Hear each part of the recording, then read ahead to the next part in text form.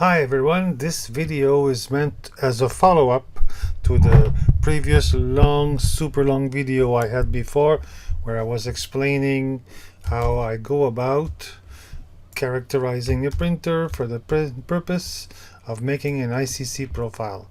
So where we left off on the last video is right here. I had finished converting from LAB to CMYK using the printer profile I just created, and these were the values, the device values that corresponded to L0, L10 and so on. Now I left the print dried and I measured the print today with my instrument, and these are the measurements that I have gotten.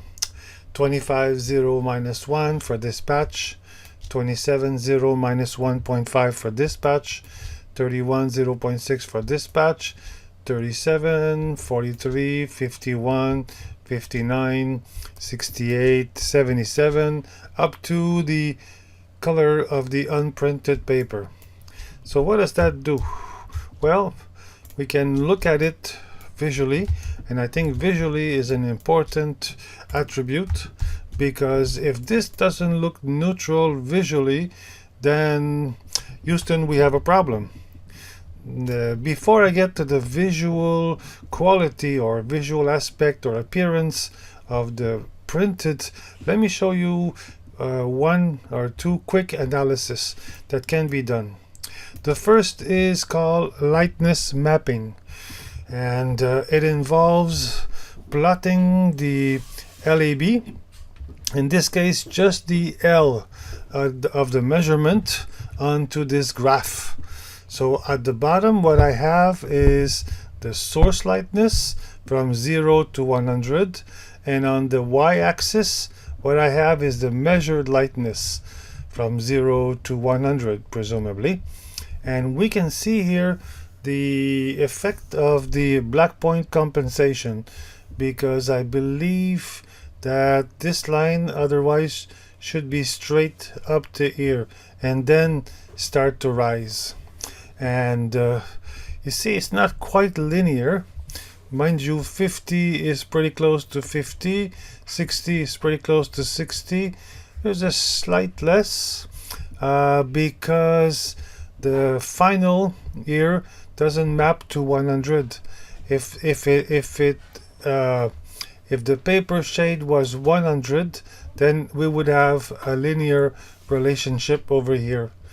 But that's the extent what we're getting now. It's not bad, and I think it makes sense. And I think any profiler will render lightness pretty much the same with using relative colorimetric. Now another analysis that is very nice to see, to look at, is this one over here. I'll get to these prints afterwards, but you see over here, this is the A and the B axis.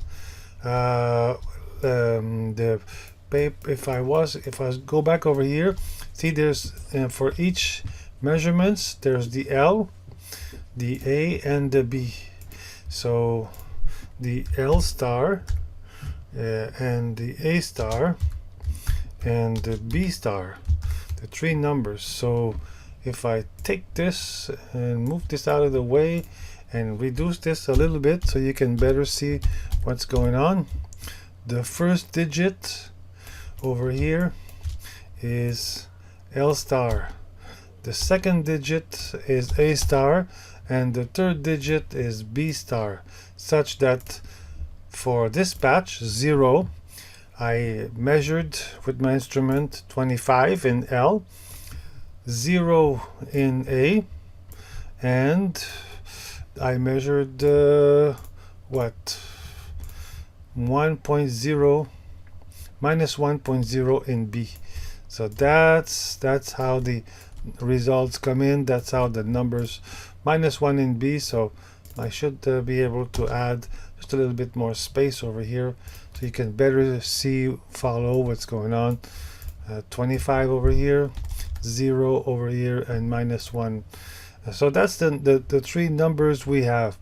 So the first graph is showing, concentrating on analyzing the L star, and the second graph analyzes the A and the B. And the A and the B, you see all the way to the bottom, this represents the extent which the paper or the gray has remained neutral all the way from the darkest shadow, which is here. This represents what, 320%? So this would be 321% total ink limit, and that's the darkest, I guess they call it the darkest neutral. 321%. It could be 400%, but for this profile it was 321%. That's what the profile package has calculated. Now it goes from 321% all the way to 0%.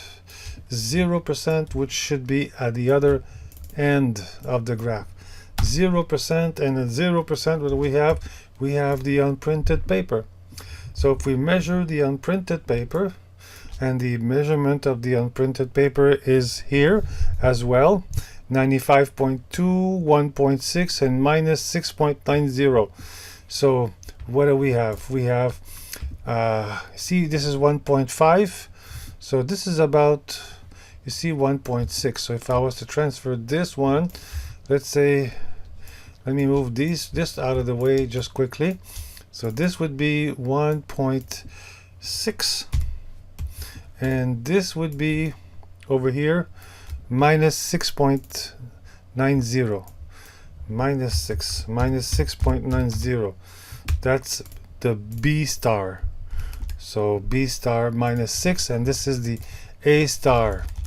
So that's why the axis is here, over here. They go from 0 to +2, 0 to -7. If the paper would have been more negative, I would have had to draw more lines and extend the scale further down. And if the paper would have been more red, I would have had to add more line above 0, and the scale would have extended higher. But this is the paper. This is the A star of the paper, and this is the B star of the paper.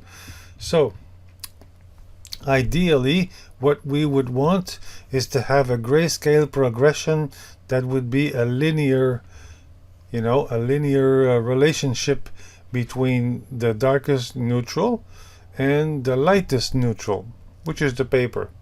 And same thing over here for the B star. But as you can see, the A star is a bigger success than the B star. So something happens here. This, if we look at it, this looks like an outlier, and this one looks like an outlier too. I mean, this dot over here should have been closer to this line, and this dot over here should have been closer to this line, like that. And these dots just don't make sense. They should have been closer like this and closer like this. That would have given us a perfect grayscale. Yeah, a perfect grayscale, a perfect gray balance. But that's not how it happened. So that's what we're getting out of this package. Now there could be a number of things that account for this. Could be something related with the paper has varied, or it could be something related with the nozzles of the printer. Some could be clogged, although they're pretty clean to me, and but something has caused this prediction to go not so well. Now it's possible that this is just not a bug, but something in this package, something in i1Profiler. Maybe with other profilers it's going to be different. I don't know, and that's why it's worth pursuing. So these are the two analyses I wanted to share with you quickly. The third analysis, it comes from does this scale look visually neutral or acceptable, but mostly neutral to anyone. So these are two photographs, two pictures I took of the printed sheet. One is shot, this one, in direct sunlight. So if I put down here the fact that it's direct sunlight, and that could add the time of the day. But why I wanted to observe the chart in direct sunlight, because I wanted to see what could be the influence, or how would I adapt chromatically to this paper if I was to observe it under direct sunlight.